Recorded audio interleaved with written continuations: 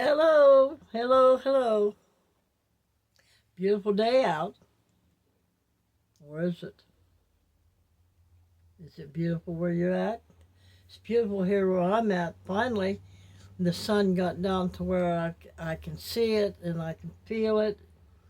I'm still inside. I'm in my brand new studio. Now look at that. I got that. My hair's sticking out of my, if I can fix that.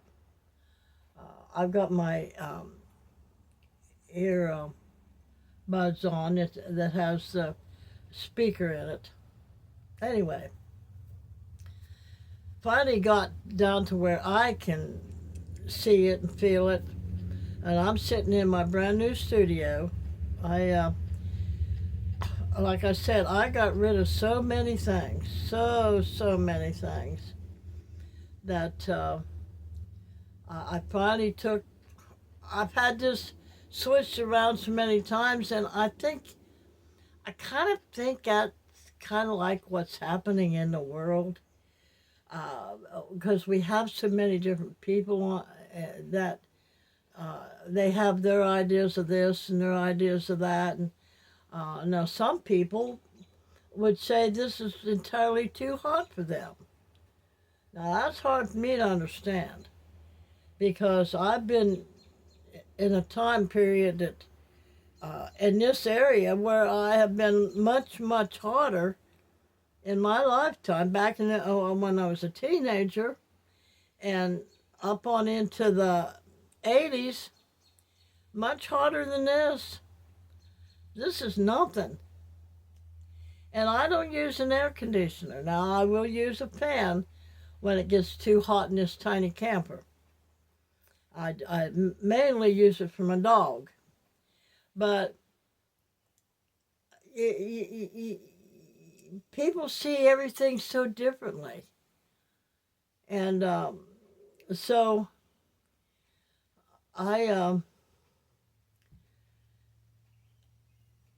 want to talk today about how all we've been hearing for the last, I don't know, I'm going to say 20 years, is how humanity has been lied to. Well, that's been going on since the beginning of time.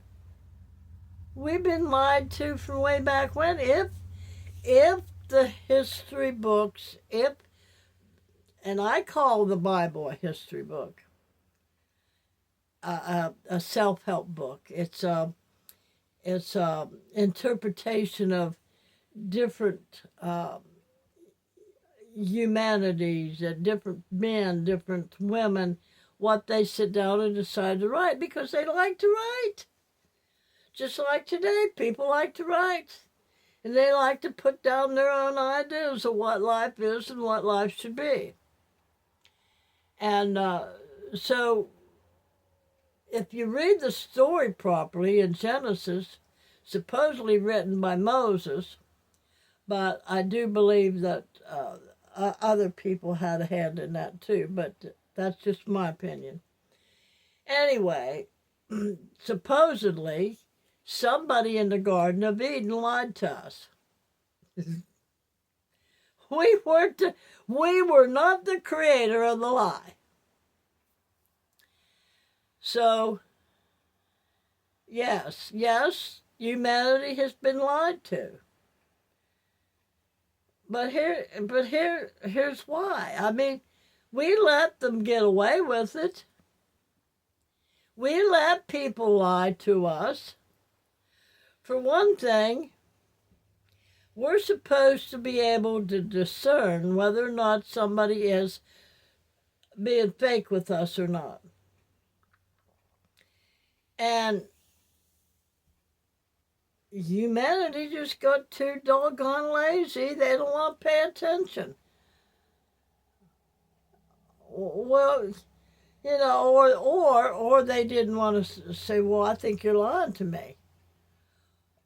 And if you didn't want to speak up and say that you're lying to me, then just walk away and leave it go and don't pay no never mind to it. Do what's best for you. That's like way back when, oh,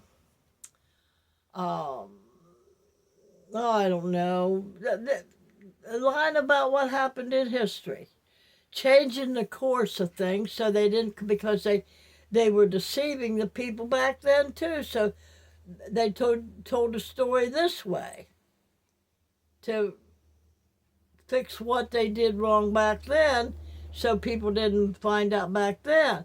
But as it went on down, it went on down. But then again, here's another thing that people think that we were lied to.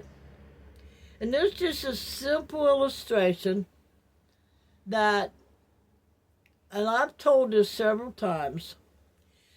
This young couple were making Christmas dinner, and they decided to have ham. And the woman, the wife, was preparing the Christmas dinner, and the husband was there helping and stuff. And he wanted to know, well, is there a special reason why you are cutting the ends of that ham off before you bake it? Well, my grandma always did it. No, I don't know whether, I don't know. We just do that. We just do it that way. And basically, a lot of this always starts with just one person, maybe two people, way back when, and it turns into a way of doing things. It's not really a lie, it's just the way that they decide to do it, and it catches on, and then it becomes a ritual, it becomes a habit, it becomes a way of life, and then it eventually is put into law. But the man was curious enough, he said, well, I'm going to call your grandma up. So he called her grandma up and asked, well, is there a special, like, is it like a tradition? Is there a reason why you cut the ends of the ham off? And she said, well, yeah, it didn't fit my pants, so I cut the ends off so it would fit. That's how life is. And people don't explain themselves, is basically what it is. And then if they do explain it, whoever's the recipient of them explaining it to aren't hearing what they're actually saying. They're perceiving what they're saying in a whole different light. That's just like men and women. Don't hear the same thing. You can say the exact same words to a woman that you say to a man, but a man will hear it totally different. Like if a woman says, no, I don't want to do it. Well, then you don't love me. Well, you're this and you're that. And they take it that you said something completely different than what the words that came out of your mouth. So way back when, whatever culture was going on at the time, it seemed like the thing to do to steer whatever they were doing in this direction to make what they wanted to get done happen, and it turned into well, that's just the way it is. That's life as we know it. And then as generations come on behind that, they seen that as factual. Say, for instance, like Christopher Columbus. And this has been a thing for a while now, who actually discovered the Americans. Well, in reality, what difference does it really make? Because there were already people here. And the way the world was growing, it was eventually going to find somebody else from another continent was going to find it and come on in anyway. But Christopher Columbus is the one that got credited for it, when there were other people that came through and landed here. The Indians, for one thing, The Indians migrated from a long time ago, so we're told, when in reality maybe they were placed here from a long time ago by somebody else or whatever. So here's the thing, folks. I know y'all say, well, we're lied to about this and we're lied to about that, and our lives are this way because of those lies. And, well, first of all, we got to know we have more than 5 senses. We have about 24 senses. And we were not taught how to use them. We do have an intuition. Women really have the intuition because they practice it a lot. And men would too if they would practice it. But we have different senses. Our body has clairvoyance. We can. Okay, let me give you for instance. And I didn't know I had this until it happened to me. I was watching a program. And it was horses running across the plains, stirring up dust. Nowhere near. I was nowhere near that. But I could smell the dust. We are supposed to use all those 24 senses to determine whether or not somebody is lying to us. Now, we are told in our instruction book, thou shalt not lie. But how many people pay attention to that, really? Or how many people take the time to discern whether or not somebody's lying to us or not? And whether it's a lie or whether it's just a new way somebody's doing something. Christopher Columbus, supposedly, the king and queen of France, to get them to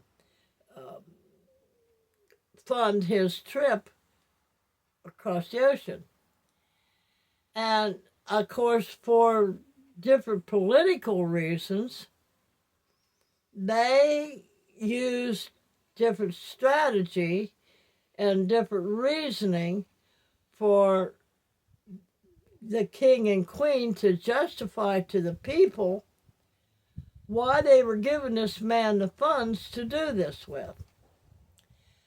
So a lot of the things that we believe we've been lied to about is for people at that particular time era to get accomplished what they needed to accomplish for their time period, for their life. But it's up to us as individuals to discern if that's fact or not. Now, there might have been people back then that just, that questioned it and kept it to themselves and went on with their life so it didn't disturb them. And I think what we need to do is discern whether or not anybody, I don't care who it is lying to us, and adjust ourselves and make it so that it doesn't interfere with our life. That's just like this new thing that's coming, Oregon. And I know that it's in the article, but I didn't see what senator actually started it. But you had to have so many votes for the people of Oregon to make it a legislation that they could put into Congress and pass it.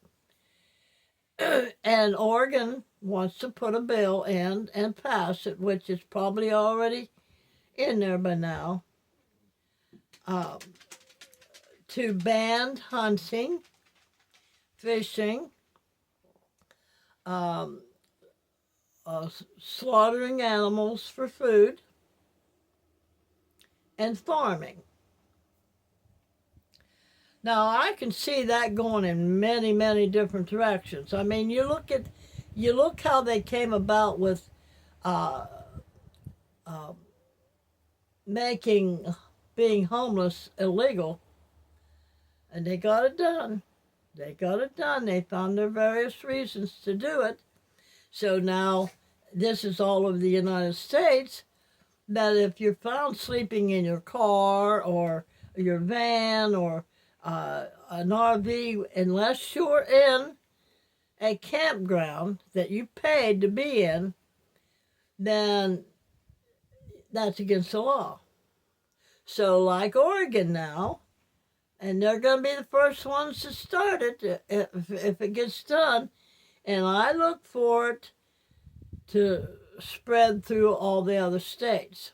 Now I can go into various aspects that if there are states that don't want to do this, but they're being pushed into it, they may decide to leave the, how do I want to say this? To stop being a state in the United States, to start being their own little country in North America. And I also look to that if they get that passed in any given state, then they're going to look towards it's a way to get rid of guns in family homes. So they haven't been able to do it any other way, but they'll figure since they aren't allowed to hunt game anymore, then they don't need a gun. So it's just like a domino effect. And that's what this whole world is, that it ends up like being a lie, but it's just that it was never explained, and then people don't use their perceptions, their senses, to sort it out. And we do have an instruction book that tells us to discern the spirit that's going on in front of us, that discern that.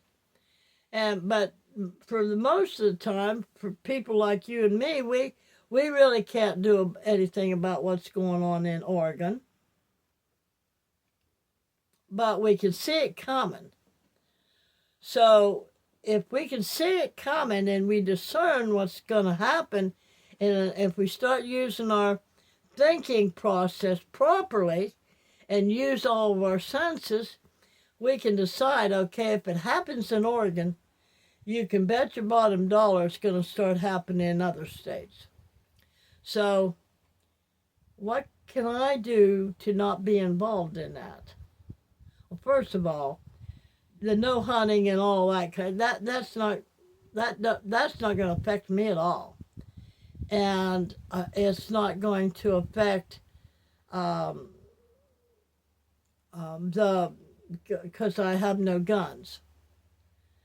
And if my state happens to not agree with that and wants to opt out of being in the United States and wants to become its own country, then I've got to start being aware of what that may turn to, and make adjustments accordingly. But that's in another direction. But as far as how, if my state did what Oregon's doing and passed it, it wouldn't bother me at all. Because I'm already in this, I did have a gun at one time. I had 2 guns at one time. But some things happened to make it so that I'm not allowed to have guns anymore. And it was a court thing because of my husband. But that's another story in itself. But I don't see a point in having a gun. I mean, nowadays we do not have to go hunting for animals to eat. I mean, there's companies out there that and other people that are providing that for us. But then again, here we come. If they banned slaughterhouses, that means they're gearing towards lab-grown meat if people want meat. I can live without meat. I mean, I just soon not eat meat. And so I have no problem with that. I have no problem with not fishing. I can do without all that. It's just the way it is. I just soon that there wasn't out there slaughtering animals, and if that was all there was to eat, I don't want the fear that was in the animal when it was getting ready to die into my body.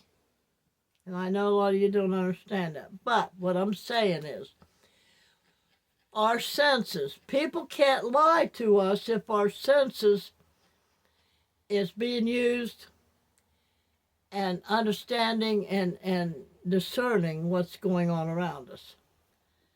Be aware, we don't have to live with it, but we can be aware and adjust ourselves and adapt ourselves accordingly if we want to live a harmonious, peaceful life. Whether it be in a big mansion or camper, whatever. So I say, look at your life now, and how is, if it's passed in Oregon and it starts moving through the states, how that's going to affect you. And if it's going to affect your peace and your harmony, then it's up to us individually to adjust us and our living standards that we can still live in peace and harmony. Remember, a merry heart doeth good like a medicine. Laughter, laughter, laughter. Laughter is medicine, man, medicine. And as you believe in your heart, that's the way you will steer your life. That's what your reality will be. Because if you believe you can, or if you believe you can't, you're right. You have a great day.